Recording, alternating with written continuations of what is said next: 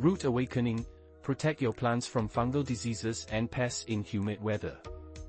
Have you ever nurtured a plant for years, only to watch it suffer from pesky fungal diseases?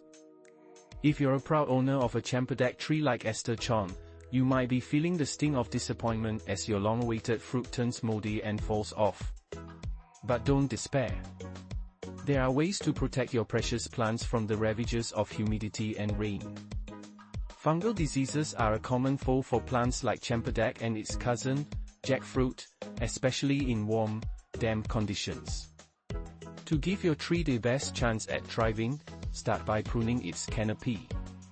This simple step improves air circulation, helping to keep moisture at bay.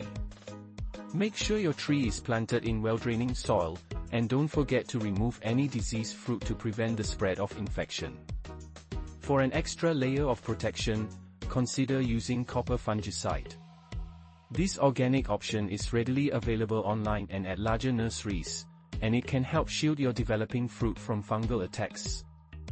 Now, let's talk about a curious little plant that Jean Ong discovered in her garden. Is it a weed or something more? It turns out she stumbled upon the red Egyptian spinach, Coccoris species, a delightful edible plant with a unique mucilaginous texture.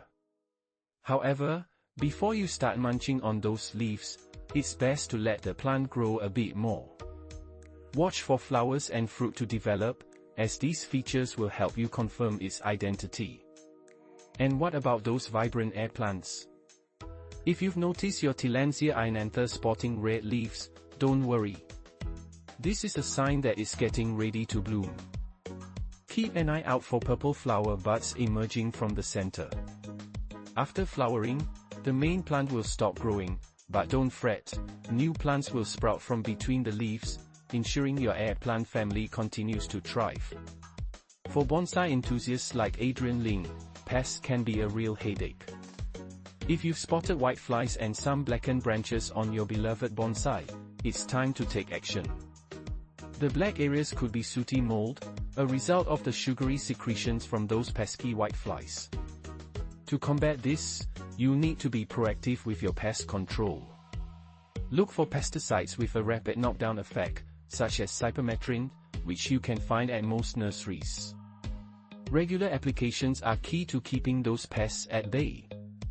You might also want to sprinkle dinotefuran pellets around the root zone of your plant. This systemic pesticide will be absorbed by the plant, effectively targeting the whiteflies that feast on its sap. Lastly, if you're a Monstera lover like Sam Yeo, you might be wondering why your plant's leaves are turning yellow. Is it sunburn, pests, or a nutrient deficiency?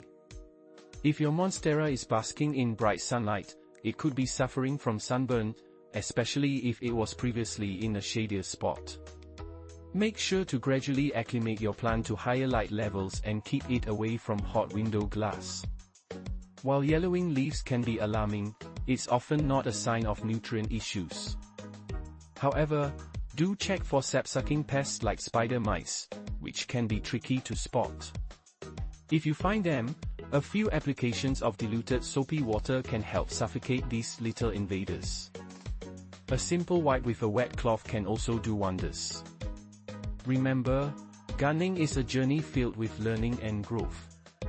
If you have any questions or need advice, don't hesitate to reach out with clear, high-resolution pictures of your plants. Happy gardening!